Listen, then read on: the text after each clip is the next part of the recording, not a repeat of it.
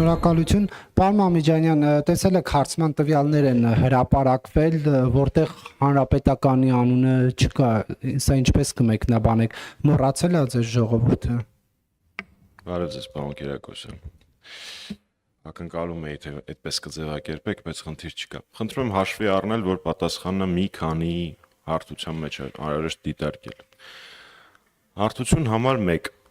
3 ամիս առաջ կատարված հարցումի բուն կատարվել է ավելի վաղ, բայց 3 ամիս առաջ հրապարակված արդյունքը դեռևս վերջնական չի։ Երկրորդ, ես կպատասխանեմ ձեր հարցին միայն հանգստացեք։ Երկրորդ, ես չունեմ բացատրություն, թե ինչի ԱՌԱ-ը չի հրապարակել հանրապետականի կամ պատիվ ունեմի արդյունքները, չգիտեմ, չեմ խոսել հետները, առավոտյան եմ նայել հարցումը, բայց սրանից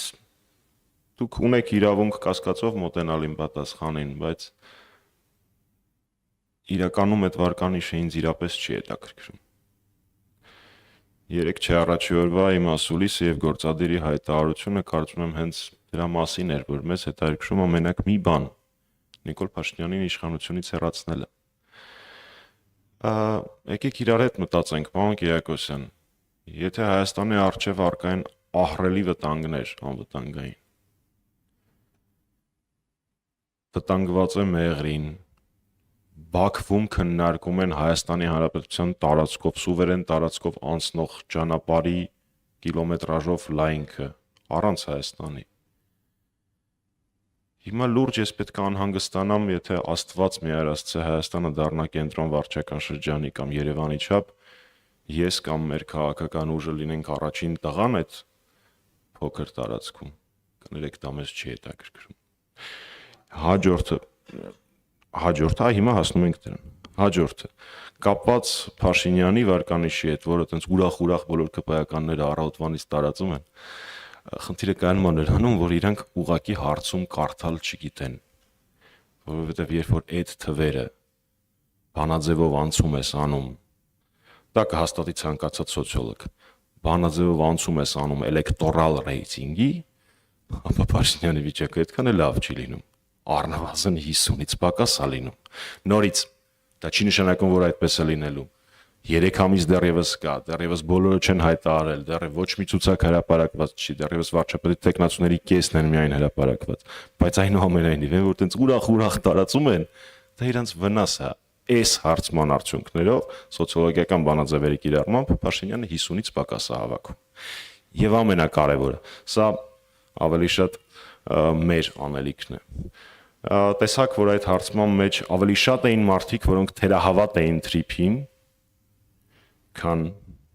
հավատում էին, եւ հայ առաքելական Սուրբ եկեղեցու վարկանիշը, դրա նկատմամբ վստահությունը բարձր էր եւ աճում էր։ Հետևաբար մեզ ընդդիմադիրներից մնում է մենակ մեկ բան՝ մեր սիրելի քաղաքացիներին բացատրել, որ եթե դու հայ առաքելական եկեղեցու, հայ առաքելական Սուրբ եկեղեցու կողքին ես, դա նշանակում է ավտոմատ, որ դու Փաշինյանին դեմ ես։ Եթե դու ունես վերապահումներ թրիփի հետ կապված, դա ավտոմատ նշանակում է, որ դու Փաշինյանին դեմ ես։ Ուստի այս հարցումները իմ համար ավելի շատ աշխատելու հնարավորությունների եւ ուղղությունների ցույց տվող հարցումներ են, քան թե թվեր։ Իսկ մեր ռեյտինգի մասով ասեցի, մեզ անկեղծորեն դա այդքան էլ չի հետաքրքրում, բայց իհարկե ընդունված է հիմա բոլոր քաղաքական ուժերն են ասում, որ իրենք սեփական հարցումները ունեն, բայց ոչ մեկի համար գաղտնիք չի, որ հանրապետականը տարիներ շարունակ շատ բարձր հաճախականությամբ իրականացնում է հարցումներ եւ վստահեցնում եմ, որ մեր աշխատանքը կազմակերպելիս մենք հիմնվում ենք այդ թվերի վրա։ Այդ թվերը մինչ օրս երբևէ չեն հրապարակվել ու դժվար էլ հրապարակվեն, որովհետեւ մեզ համար դրանք աշխատանքային փաստաթղթեր են։ Ուստի վերահաստատելով միակ թիվը, որ ինձ այդ հարցումների մեջ հետաքրքրում է, դա թե այդ հարցման արդյունքներով ինչպես կարող ենք հասնել իշխանապողության։